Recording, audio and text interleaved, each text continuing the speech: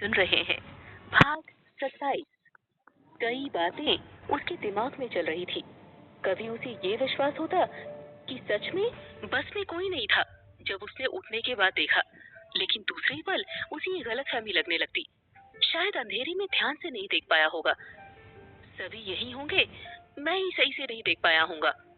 चेहरे को घुमा घुमा कर वो बार बार पूरी बस में चारों तरफ गौर से सभी यात्रियों को सोते देखते हुए इसी उधेड़-बुन में उलझकर जब वापस आगे मुंह करता है तो उसे एहसास होता है कि पीछे की सीट पर अंधेरे में दो बड़ी बड़ी चमकती आंखें उसे ही निहार रही है। रोमांचित होते हुए वो तेजी से वापस चेहरा पीछे घुमाता है, लेकिन वहाँ अब वो आंखें नहीं थी। महेश आश्चर्यों की बारिश में भीगता जाता है। आज ये उसे हो क्या गया है? कभी कुछ दिखता है, कभी कुछ। सोचते सोचते जब उसकी नजर सामने ड्राइवर की बगल वाली सीट पर पड़ती है, वही दो बड़ी बड़ी आंखें अब वहाँ आगे से उसे निहार रही थी, जिनका एहसास उसे अभी अभी पीछे की तरफ हुआ था। निडर महेश भी अब भय के साए में समाता जा रहा था। तभी उसे मनोहर चाचा का ख्याल भी आता है। आखिर वो किधर चले गए थे? बस में वो आवाज देता है, शायद किसी और सीट पर जाकर सो गए होंगे। मनु चाचा, मनु चाचा। पर कोई प्रत्युत्तर नहीं मिलता। और तो और उसकी आवाज सुनकर भी कोई यात्री तक नहीं जागता, जैसे सभी अफीम खाए सोए पड़े हों। पूरी बस में एक वही ऐसे विचित्र से दो चार हो रहा था। उसे ऐसा महसूस हो रहा था कि इतने यात्रियों के बीच में भी वो बिल्कुल अकेला हो। दोबारा आवाज देने पर भी कोई नहीं जागता। अब तो उसकी अकल ही काम नहीं करती। हैरानी से अपनी सीट पर बैठे हुए जैसे उसकी नजर खिड़की से बाहर पड़ती है, उसे खिड़की के पास से कोई साया जाता हुआ दिखता है। अब तो उसे पक्का यकीन होने लगता है, ये जगह ही शायद ठीक नहीं। इतनी बार वो गलत नहीं हो सकता। खिड़की से बाहर मुंह निकालकर वो इधर उधर देखता है। सफेद कुर्ते पाजामे में उसे जाता हुआ दिखता है। चाल से उसे मनोहर लाल लगते हैं। वो फिर आवाज देता है। उसकी आवाज सुनकर वो सफेद कुर्ते पाजामे वाला साया रुककर पीछे देखने लगता है। उस साये का चेहरा अंधेरे में साफ नजर नहीं आता, पर चूंकि उसकी आवाज सुनकर वो रुका था तो महेश फौरन बस से उतरकर बाहर निकलता है। वो साया फिर मुड़कर जाने लगता है। महेश आवाज लगाता हुआ उसके पीछे चल देता है। जैसे जैसे महेश उस साये के पीछे चलता जाता है, वो साया और तेजी से आगे भागने लगता है। अब तो महेश भी थोड़ा थोड़ा डरने लगता है, पर हिम्मत से आगे बढ़ता है। वो साया अंदर जंगल की तरफ घुसता है। महेश भी उसके पीछे पीछे चलता चला जाता है। झाड़ी और पत्तियों से पानी की बूंदें टपक रही थी। बारिश होने के कारण पूरे वातावरण में गीली मिट्टी की सौंधी सौंधी गंध फैली हुई थी। जितना वो जंगल में अंदर घुसता जा रहा था, उतना ही झिंगुरों और मेंढकों की टर टर की आवाज तेज होती जा रही थी। घने जंगलों में आने वाली सुनसान आवाजें महेश को स्पष्ट सुनाई दे रही थी। अब फिर से आसमान में बिजली ने चमकना शुरू कर दिया था। हवा भी कुछ कुछ तेज होने लगी थी। वो साया पता नहीं किधर गायब हो गया था। थोड़ा आगे जाने पर एक कलकल करते बहते झरने की आवाज आने लगती है। महेश जब वहां पहुंचता है तो उस जगह अंधेरे में उसे एक पानी का झरना दिखता है।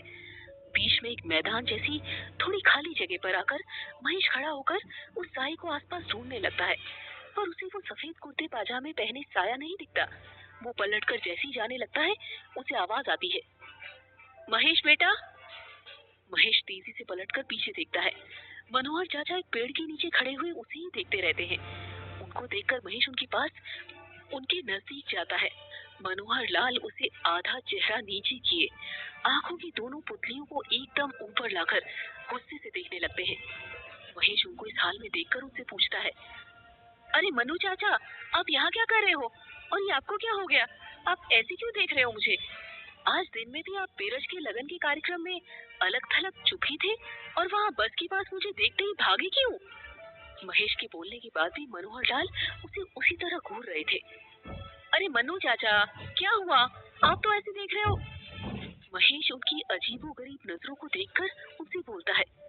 मनोहर लाल धीरे धीरे होंठ और गाल फड़फड़ाते हुए गुर्राने लगते हैं, जैसे कोई जानवर अपने शिकार को देखकर गुस्से में गुर्राने लगता हो। फिर तेजी से महेश की गर्दन पकड़कर उसे दूर उछाल देते हैं। महेश इस अप्रत्याशित हमले से बुरी तरह घबरा जाता है। गिरने से उसके कंधे में चोट आ जाती है। वो लड़खड़ाते हुए खड़ा होकर उन्हें आश्चर्य से देखने लगता है। अचानक मनोहर लाल धीरे धीरे भयानक साई में तब्दील होने लगते हैं। उनके हाथ बढ़कर लंबे और गर्दन ऊपर की ओर लंबी होने लगती है। बाल बड़े बड़े होकर भयानक तरीके से हवा में उड़ने लगते हैं, गालों पर फफोले पड़ने लगते हैं, दांत बाहर को आने लगते हैं। धीरे धीरे वो पूरी तरह एक विचित्र इंसान में बदल जाते हैं। वो तो महेश इतना हिम्मत वाला था कि ये सब उस सुनसान जंगल में इतनी रात को देखकर भी बेहोश नहीं हुआ, वरना बेहोश होना तो छोड़ो, वो नजारा देखकर तो किसी को भी हार्ट अटैक आ जाता। लेकिन फिर भी वो ठहरा तो एक इंसान ही, उसके मुंह से शब्द नहीं निकल रहे थे। तभी उस भयानक साए में से 3-4 साए और निकलकर उसके आसपास जमा हो जाते हैं। अब तो महेश को काटो तो खून नहीं। महेश वापस पीछे की तरफ मुड़कर भागने की कोशिश करता है, लेकिन वो साए हवा में उड़कर एकदम से उसके सामने आ जाते हैं। उनमें से एक महेश की गर्दन पकड़कर उसे ऊपर हवा में उठा लेता है। महेश भय से आंखें फाड़ते हुए खुद को छुड़ाने की भरसक कोशिश करता है। वो उसे उछालकर फिर से दूर फेंक देता है और जमकर तेज तेज भयानक आवाज से हंसना शुरू कर देते हैं।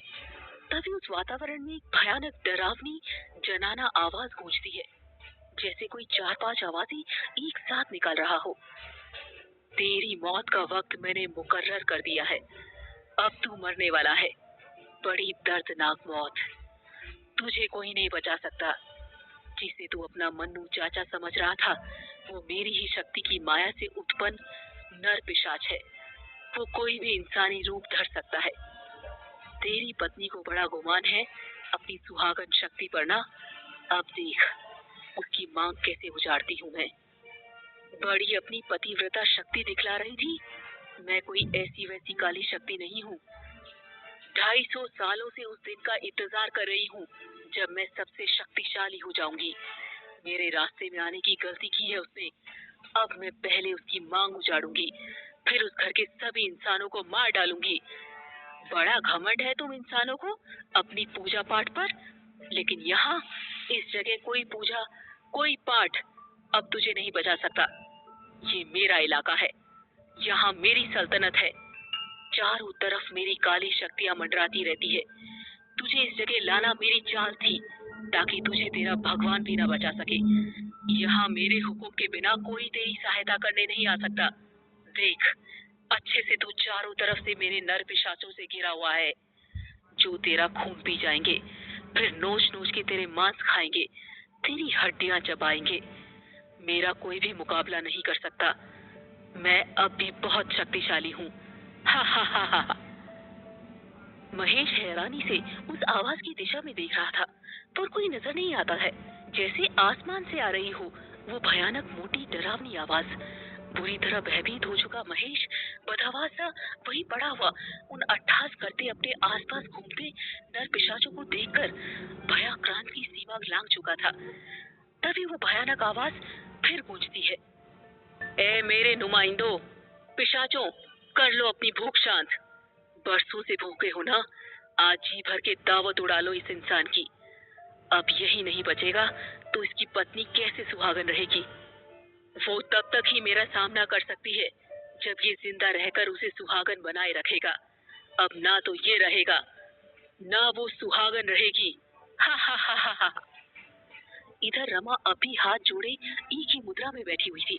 अचानक से दीपक पूछने लगता है। रमा ये देखकर भगवान की मूर्ति की तरफ देखने लगती है। उसकी भक्ति और भी उग्र हो जाती है। वो दोनों हाथों से दीपक को पूछने से रोकने लगती है, पर दीपक फिर भी फड़फड़ाते हुए पूछने लगता है। उसकी लौ इधर उधर होने लगती है। रमा अपनी अंगूठी और माला उतारकर सामने रख देती है। पार्वती दीपक को अपने हाथों की आड़ देने लगती है और रमा अपनी हथेली पर कपूर जलाकर मूर्ति के सामने ले जाकर मन ही मन भगवान से बोलने लगती है, हे परम राम भक्त, हे महावीर, यदि मेरे पति आज आपकी ये सिद्ध वस्तुएं घर पर भूल गए हो तो मैं भी इन्हें धारण नहीं कर सकती। उस काली शक्ति ने अपनी माया से आपकी इस सिद्ध अंगूठी और माला उनसे यही बुलवा दी। अब आपको इन सिद्ध वस्तुओं के बिना ही उनकी रक्षा करनी होगी। वो उस समय जहाँ भी है, जिस भी हाल में है, आपको मेरे सुहाग की रक्षा करनी ही होगी। मेरा सुहाग मुझे सही सलामत लौटाना ही होगा। आपको प्रभु श्री राम की आन है, श्री राम की आन है। रमा बड़ी बड़ी आंखें निकालते हुए तेज स्वर में बोलती है और हथेली पर जलता कपूर लेकर उनकी आरती करने लगती है। जय श्री राम। ये देखकर पार्वती भी उसका साथ देने लगती है।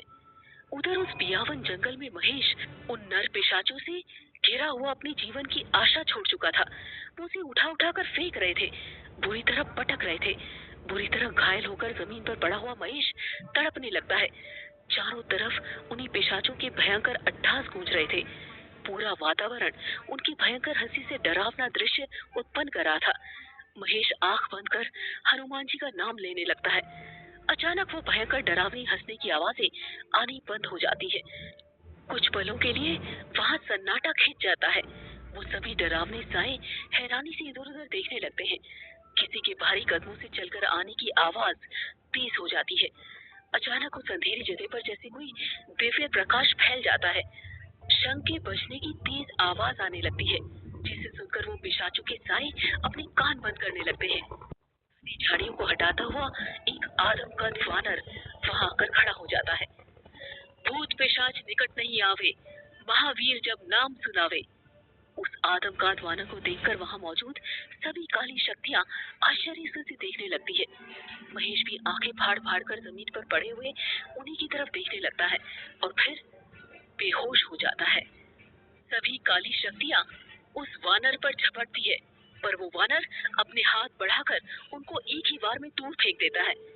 फिर तो वहां ऐसा भयानक दृश्य उत्पन्न होता है जिसकी कोई तुलना हो ही नहीं सकती।